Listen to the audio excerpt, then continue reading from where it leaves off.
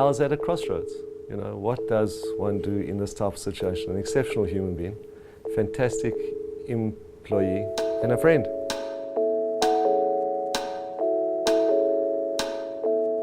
So we have a wonderful employee. He started with us when we were building the premises that we're in. And he started as a guard. Actually, he started as a builder. He started as the guy who used to mix the concrete. And then he became the night guard.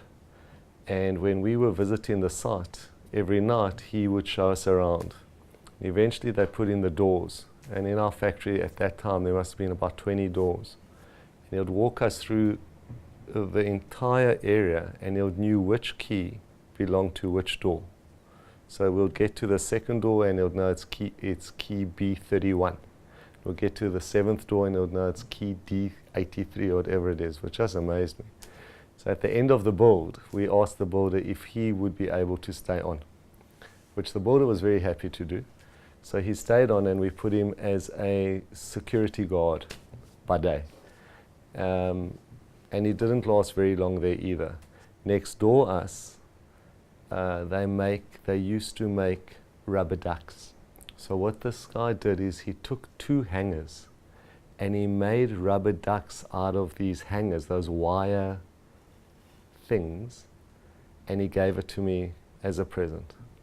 So not only did I see that here's a guy who's capable intellectually, but also creatively. So I thought, you know, he can't stay at the gate. And so he progressed through the business and eventually became a very integral part of the manufacturing process. And what he used to do, because as a guard he would have to come to work very early, he would start work at 6 a.m. although he only had to start at 8 a.m. Because of the opportunity that we gave him, he said to me that he would be happy to come in at 6 a.m. and just do the sweeping and the cleaning before everyone arrived at work. So one day I get to work and he comes to me in an absolute panic. He says, "You left the safe open." And there was a lot of money in the safe. And absolutely everything was there. He took nothing.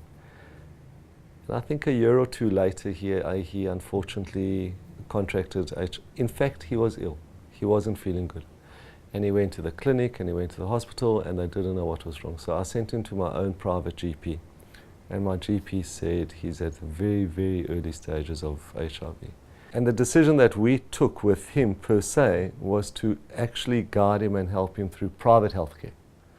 We don't have anyone else in the business in that type of circumstance, but certainly when we come across special employees, we are happy to extend or to help wherever we can, similarly to a type of really maternity leave. We've got someone at the moment who's having her first child. She's very anxious over it. She suffers from depression a little bit, so we're concerned about the postnatal, depression.